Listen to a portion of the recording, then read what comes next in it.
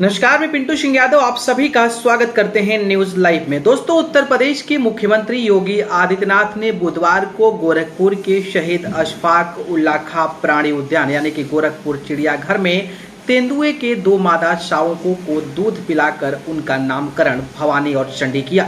CM योगी ने रामचरितमानस की पंक्तियों हित अनहित पशु प्रशिक्षाना मानसु तनु गुण ज्ञान निधाना का स्मरण करते हुए कहा कि कौन हितैषी है और कौन हानि पहुंचाने वाला पशुओं में इसका संपादन होता है। मुख्यमंत्री योगी आदित्यनाथ ने कहा कि मर्यादा पुरुषोत्तम भगवान श्री राम वन में माता सीता व अपने अनुज लक्ष्मण के साथ ही गए थे, लेकिन वनवास काल में ही उनकी मदद वनवासियों भालू वानर गिद्ध यहाँ तक कि पेड़ पौधे व जंगल के नदी नालों ने की। मुख्यमंत्री ने कहा कि मनुष्य भी तभी संरक्षित रहेगा जब वह प्रकृति के प्रति और जीव जंतुओं के संरक्षण के प्रति अपनी जिम्मेदारियों को लेकर सजग रहेगा। उन्होंने वन्य जीवों के संरक्षण हेतु सभी लोगों के योगदान की अपील भी की है। इस दौरान मुख्यमंत्री योगी आदित्यनाथ तेंदुए के 2 शावकों को दूध पिलाते दिखे। उन्होंने 2 शावकों का नामकरण भी किया।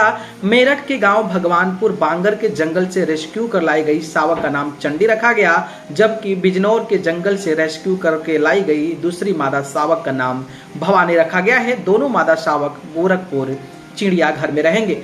कैसे मिली थी चंडी? मेरठ जिले के किठौर थाना क्षेत्र के गांव भगवानपुर बांगर में 2 अप्रैल 2022 को रतनबीर, करमबीर और राजू के साथ अपने खेत में काम कर रहे थे। तभी थोड़ी देर पर तेंदुआ भी दिखा। किसान भागकर गन्ने के खेत में जा छिपे। तेंदुए के हटने के बाद किसान बाहर निकले। इस दौरान किसान भूरे के खेत में तेंदुओं का शावक मिला।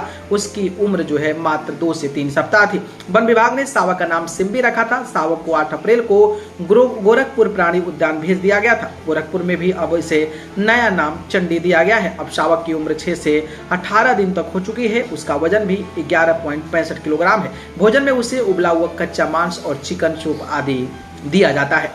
कैसे मिली थी भवानी? बिजनौर के जंगल में 11 जून को भवानी अपने एक भाई और बहन के साथ मिले थे।